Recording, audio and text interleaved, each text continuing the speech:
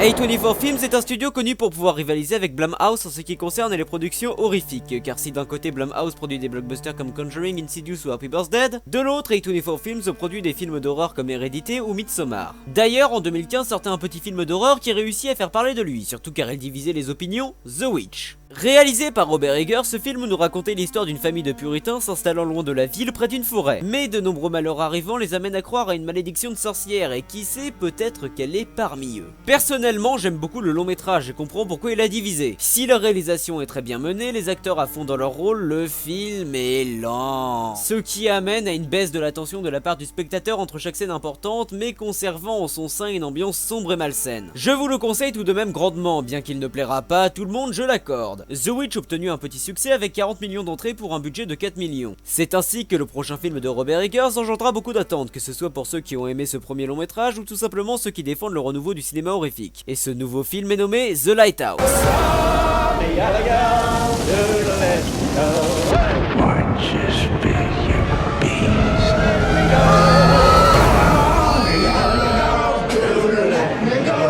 The Lighthouse nous narre le récit de deux hommes interprétés par William Dafoe et Robert Pattinson devant s'occuper d'un vieux phare coincé sur une petite île isolée. L'un d'eux, Winslow, est nouveau tandis que l'autre, Thomas, réside sur l'île depuis longtemps. Winslow va vite se rendre compte que des choses surprenantes se passent dans ce paysage désertique. Avec une histoire si simple et intéressante, semblant posséder une ambiance très Lovecraftienne, je ne pouvais qu'être intéressé, et qu'est-ce que je n'ai pas été déçu. L'enfermement sur l'île est ressenti très facilement grâce au fait que l'œuvre ne sort jamais de cet horizon d'océan. Et ça dès le début avec l'arrivée de Winslow en bateau, mais surtout grâce au cadre et au décor. Des personnages enfermés dans une maison semblant trop petite pour eux face au danger de l'extérieur. Danger renforcé par l'image, car oui, on ne peut parler du film sans évoquer son format particulier. Le long métrage étant filmé au format 1/19 qui, encore une fois, fait que les personnages semblent être dans un lieu inapproprié pour eux. Mais surtout, The Lighthouse est tourné par une caméra filmant en 35 mm dans un sublime noir et blanc composé de très beaux contrastes et de magnifiques ombres s'inspirant du cinéma expressionniste allemand. Le tout étant pour nous faire sortir d'un univers classique et nous plonger dans un nouveau qui éveillera tous nos sens avec un aspect sale.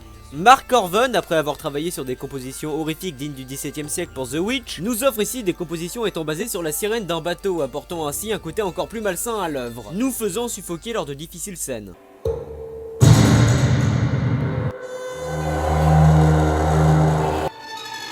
Les personnages sont un des plus gros points forts du film, magnifiquement bien interprétés par William Dafoe et Robert Pattinson. Ils sont introduits dans le film d'une manière significative, plusieurs plans les montrant sans dévoiler leur visage, puis nous les présentons avec un regard caméra, pour signifier que chaque personnage a ses secrets qui le tourmentent. Une certaine proximité nous est donnée tout en nous donnant l'impression de ne pas les connaître. Mais le plus remarquablement bien travaillé dans ce long métrage reste les relations entre ces personnages. Le réalisateur exploitant à merveille les différents jeux des comédiens, l'un provenant du théâtre et l'autre du cinéma hollywoodien, même s'il essaye un peu de faire oublier ça. Il y a toujours une sorte d'éloignement entre ces personnages durant une grande partie du film. D'une part dû au cadre les séparant ou à cause du rapport de force entre eux. Thomas s'acharnant souvent sur Winslow qui lui ne veut pas être soumis et veut atteindre la lumière du phare. Tiens, en parlant de ça, n'aurais-je pas oublié quelque chose? Le film possède, au cas où vous ne l'avez pas encore compris, une ambiance glauque, poisseuse, angoissante. Que ce soit dû par la musique, la texture et les détails de l'image et tous les thèmes qu'il aborde, en particulier le désir. Comme le désir charnel en grande majorité, le sexe étant un élément très important du film. Les créatures jouent leur rôle à la perfection, des êtres fantastiques, instaurant un profond malaise, même les goélands arrivent à être malsains, c'est pour dire. La lumière du phare reste un personnage à part entière du long métrage, torturant les protagonistes et en créant des conflits. Pour autant, l'horreur ne vient pas forcément que de là, mais surtout de l'évolution de la psychologie des personnages. On ne sait jamais si quelque chose est réel ou non, et tout cela est renforcé par de superbes dialogues nous faisant douter de ce qu'on voit. The Lighthouse est un excellent film qui nous entraîne dans une abîme nous torturant l'esprit et où personne n'en sortira indemne. Des frissons, des moments glauques et intenses sont en rendez-vous dans cette œuvre magistralement bien orchestrée par Robert Eggers. Si cette critique est aussi courte, c'est bien normal. Je n'avais pas envie de trop en dévoiler pour ne pas vous gâcher la surprise que vous aurez, car il faut aller voir ce film au cinéma pour être entièrement pris dans l'ambiance qui nous est offerte. De plus, pas beaucoup de salles ne semblent le diffuser. Alors foncez, vous serez probablement déçus, mais au moins vous aurez vécu une grande expérience sensorielle. Alors je vous dis à bientôt pour de prochaines critiques, et allez au cinéma.